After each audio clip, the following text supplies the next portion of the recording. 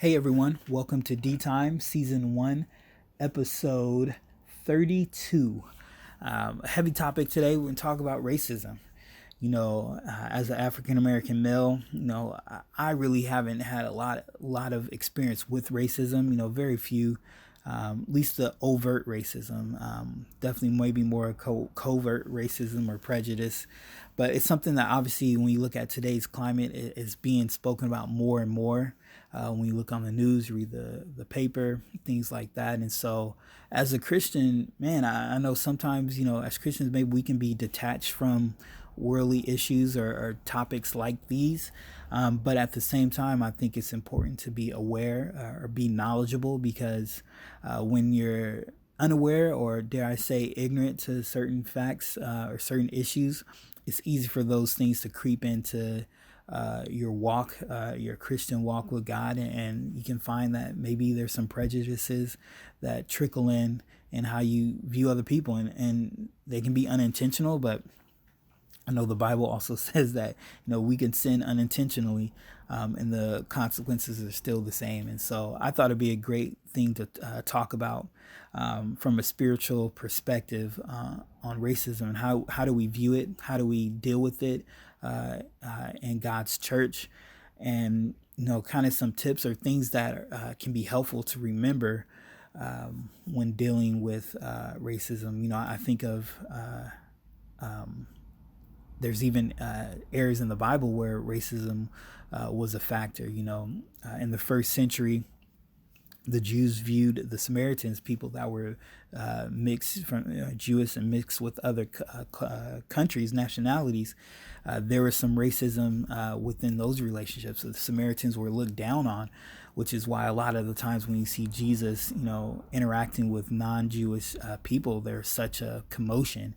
And when you read the Bible, you can see those that context, those layered in the issue of racism. And I think it's something that we do need to talk about. It definitely doesn't need to direct or lead our lives, but I think it's very important to understand the context, understand the importance that racism played in the Bible and plays nowadays. And I think it will help us not only reach out to those that want to be closer to God, but also help us understand our brothers and sisters that are from different nationalities, different cultures, and to not be ignorant of that, but to be understanding and with the love of Christ and with the love of God to be able to deal with it in an effective way. So I'm really excited to dive into this topic.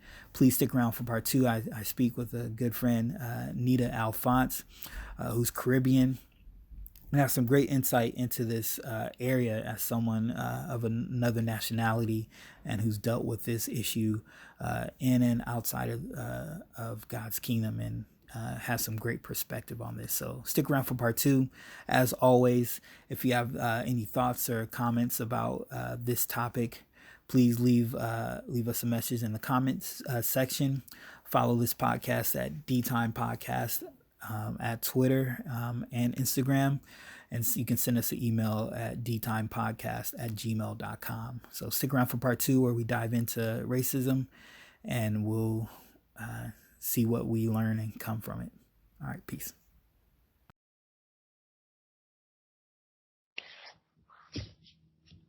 Hey, D Time. Today we're talking about racism, and I have a very special friend here, Alphonse. We're going to break down the topic. But before we dive in, Anita, one, thank you for joining me today. Yeah, thank you for having me. Awesome. So for those listening, why don't you share a little bit about yourself, Nita? All right. So, as you know, my name is Nita. You can call me Bonita. That was originally supposed to be on my birth certificate, but my dad failed. But that's neither here nor there. I am Caribbean. My parents are from Haiti. If y'all, any Haitians out there, any Caribbean people, hello. I was born in Oakland, California, and then we ended up moving to Las Vegas. Amen to Las Vegas. But I ended up becoming a Christian when I was 20, which is really awesome. I'm grateful that God has definitely saved my life around that time. was able to go to different places and went back to the Bay Area, and then now I'm here in Seattle. So it's been really awesome. Currently I am a dental assistant. I love teeth. Teeth is awesome. So if I ever get a chance to talk to you or see you in person and I look at your teeth, it's not the fact that I'm disgusted. I just like teeth. I'm just very weird like that. And I'm going to school for ultrasound. So that's a little bit about myself. Awesome. Awesome. Thanks for sharing. So like I mentioned earlier, today we're talking about racism and obviously a big, hot button issue in the climate today. And in part one, I talk about, in terms of the Bible, racism was an issue back then as well, and Mhm. is no different today. But transitioning from in the first century to now, uh, what do you think is the root cause, or some of the root causes of racism today? I think for me, like, one thing that I really notice is that it's fear. Like, it honestly roots from fear. And even just like from my experiences and in today's society, like the things that we have to go through, the things that I see and the things that I even experience myself, it's really just based on fear. Mm, I see. I see. And so, again, correlating from the past to now, in what ways do you think that racism can affect the church, the Christian community today? Um, I think the way it can really affect is that it doesn't really necessarily help the hearts of people who really like desire God, who really want God, because they'll like either be invited to like a all Korean church or all African church or all African American church or all white church. But it's just like that doesn't really show the love of God. Like God's like, I want all people, like I want everyone. I want one. And I think it really can affect the church because it doesn't really show the love of God. Mm, yeah, it's a good point. And so, when you're breaking down that aspect, I know that for me, it can seem like, certain prejudices can can creep into folks' mindset. So for you, what advice would you give someone who may be struggling with, having prejudices against, another race? Because it's a very real thing as Yeah. a Christian. It is very real. And the advice that I can give is to really be around that person or, whatever race that you have any prejudice towards, to be around them, because you can honestly have a lot in common with that race, either through the struggles that you went through or, maybe a loss of a parent or a loss of a sibling. They're probably going through the same thing, and you guys can help each other. And Mm, that's something that I had to realize too, is that, at the end of the day, like all we have is each other. It shouldn't be about race. And I mm, think that's what people need to do, is just get out of themselves and really understand that it's not about your race. It's mm, really about your heart. mm. That's a good point. Now, for you personally, how do you feel, or has your view of racism and identity changed since becoming a Christian? Yeah, it definitely has changed. When I was in the world, I really struggled. Not necessarily, I think it was mostly like, I really, really struggled with white people. And the reason why I struggled with it is because, I had white people call me the N-word. I had white people look at my family in such a disgusting way because we're Caribbean. So we're just like, we weren't the richest people. Yeah. And I've had a white person arrest my brother, a police officer, and I have nothing against police officer. I actually wanted to become a police officer.